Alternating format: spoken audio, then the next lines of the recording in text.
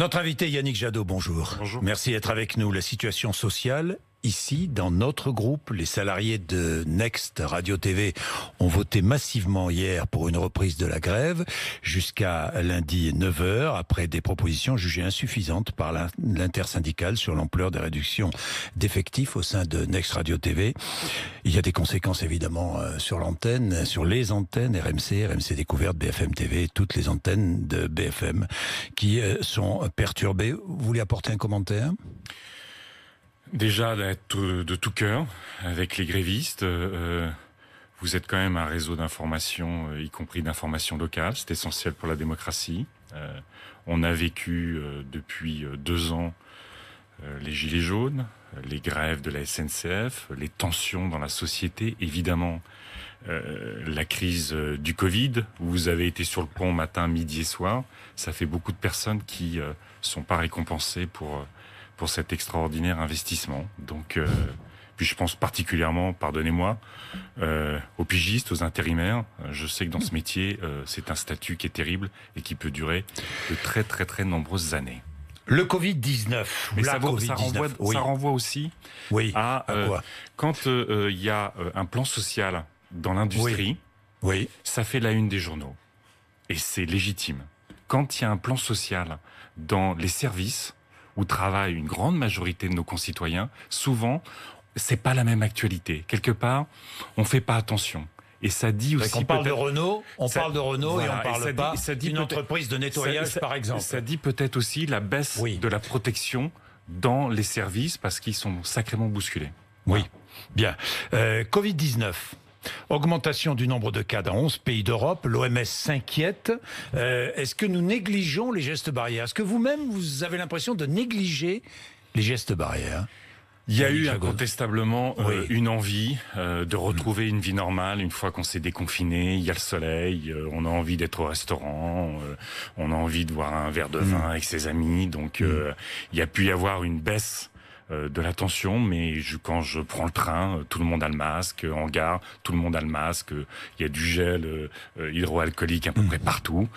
Voilà, et puis il faut voir aussi qu'il y a toute une jeunesse qui est finalement assez peu touchée par le drame sanitaire que nous avons vécu. Et les images vous ont surpris, choqué, ce mot est employé maintenant à tout propos.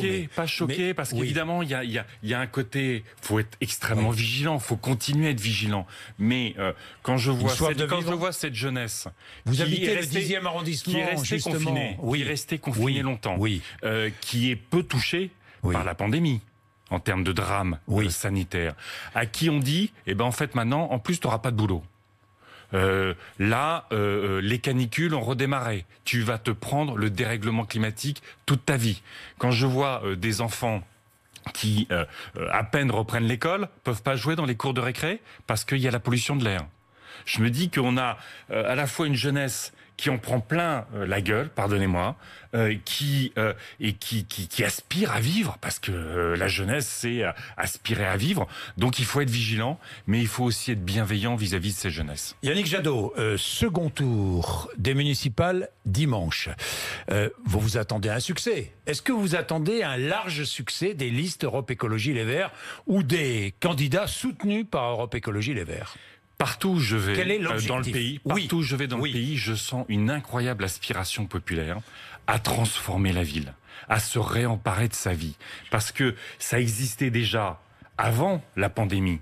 Mais on a vu que pendant toutes ces pandémies, la question de l'alimentation et de l'agriculture, la question des transports, la question de la densité ou la moindre densité de la ville, les espaces verts, la question de notre rapport au travail, tout ça a aussi évolué.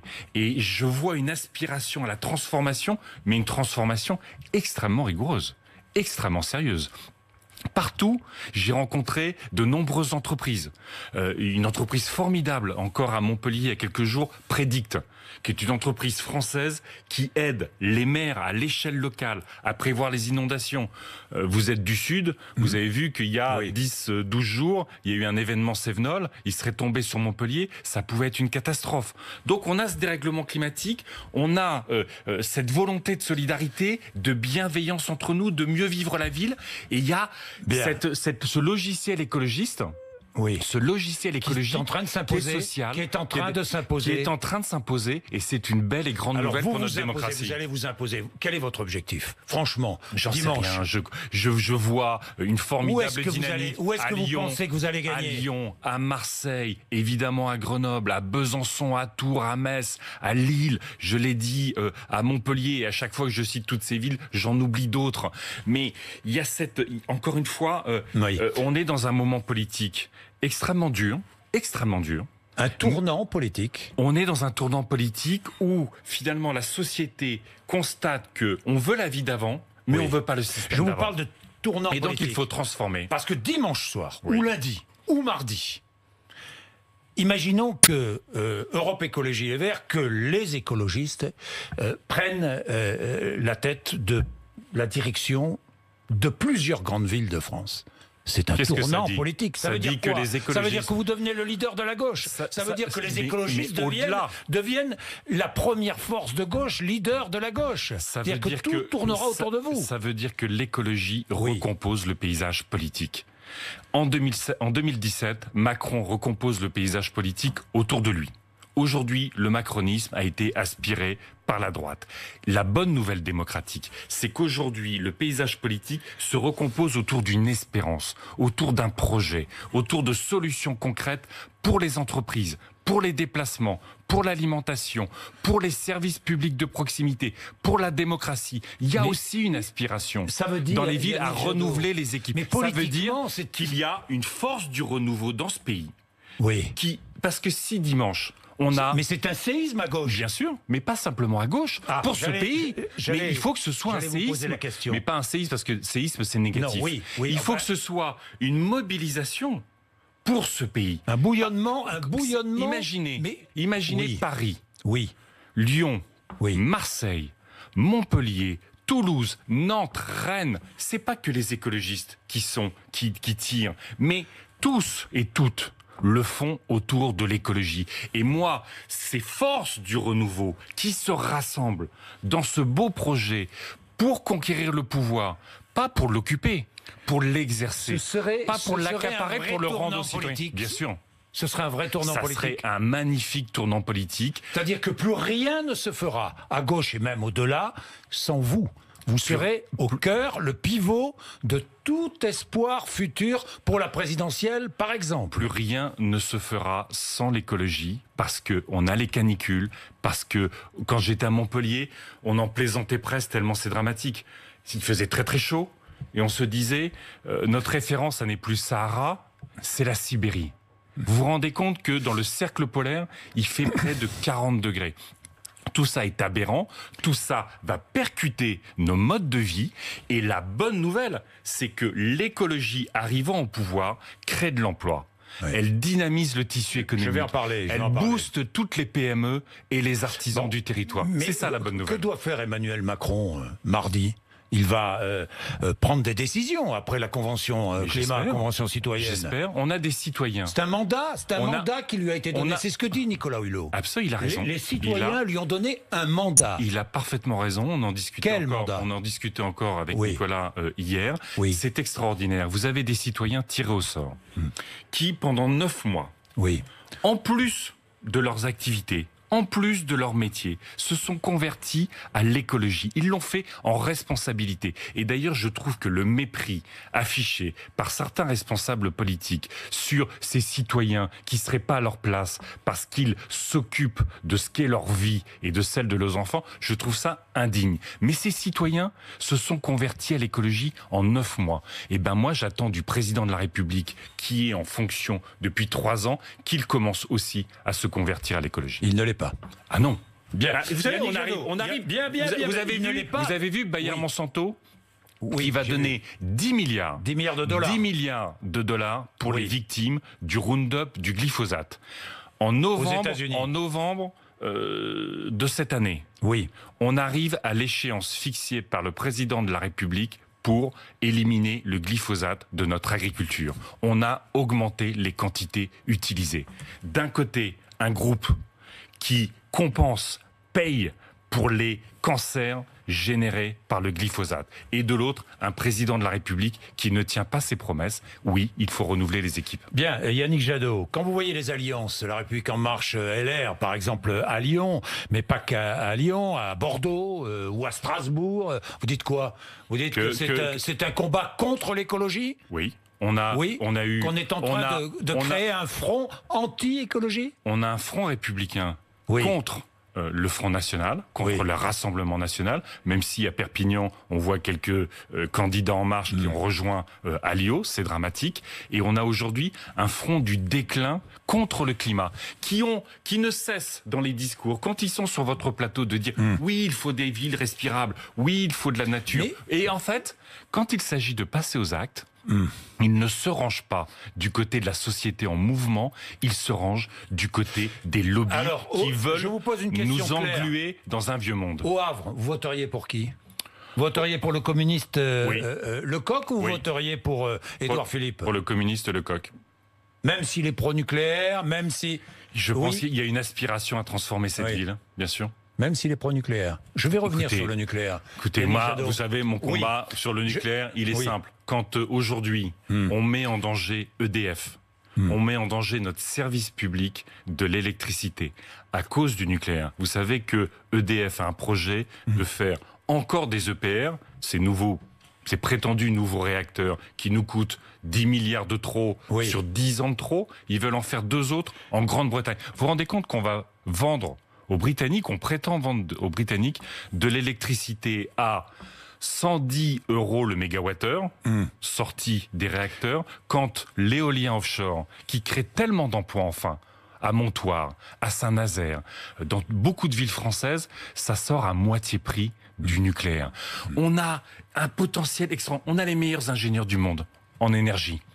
On a des boîtes partout qui ont le pied à l'étrier, qui peuvent engager des dizaines de milliers de salariés avec de la valeur ajoutée sur tous nos territoires.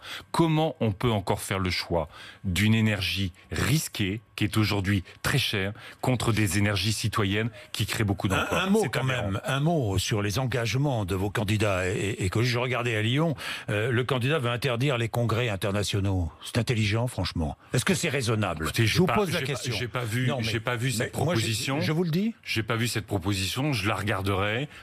Ils ont un raisonnement. Partagé ou pas?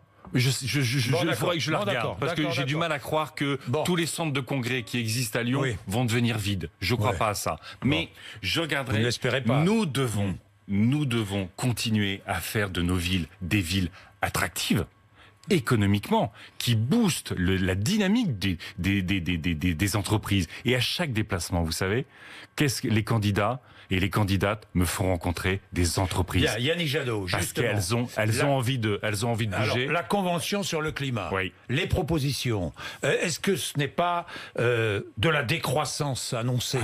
Non? Ah non, je dis ça, je vous dis ça comme ça, mais décroissance. Vous savez, il y a de belles décroissances.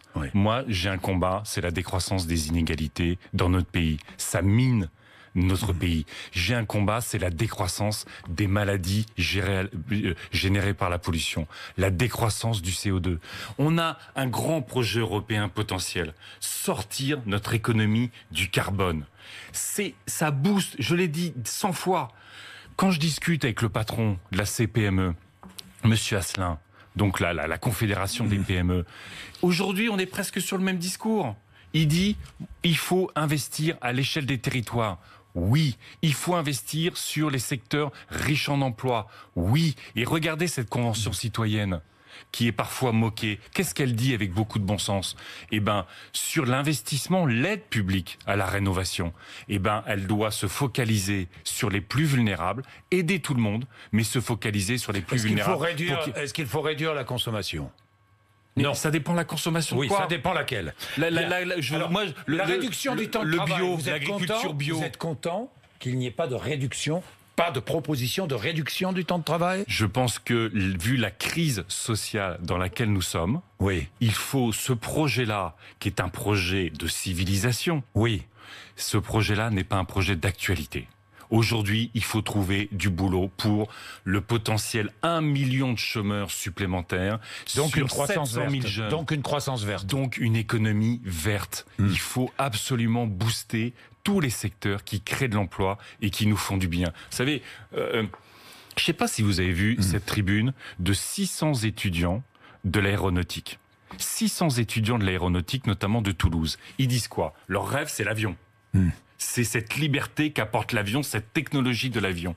Qu'est-ce qu'ils disent? Ils disent, nous savons, et c'est notre responsabilité, de réduire le trafic aérien. Nous avons la responsabilité de reconvertir une partie de l'industrie aéronautique vers les énergies renouvelables, vers le ferroviaire que notre gouvernement est totalement en train d'abandonner.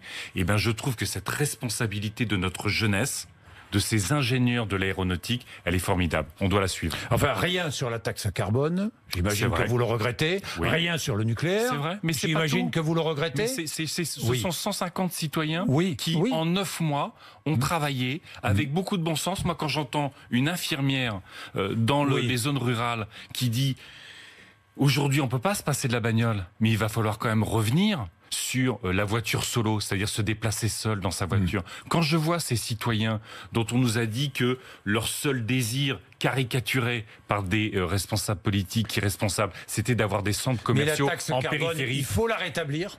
Il faudra une taxe carbone. Il faut mettre un prix au carbone.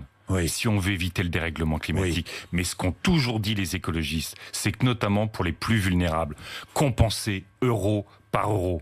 Et c'est plus qu'une compensation euro par euro, parce que ça veut dire que vous avez plus de transport collectif. Ça veut dire que votre logement, il est isolé et que vous consommez 5 à 600 euros de moins d'énergie par an. Et l'été, c'est 4 à 5 degrés en moins. Et ça, c'est formidable.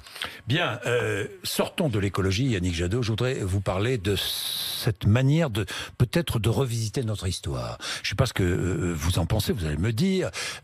Déboulonner des statues. Est-ce qu'on ne déboulonne pas notre histoire en déboulonnant des statues? Franchement, quelle est votre position?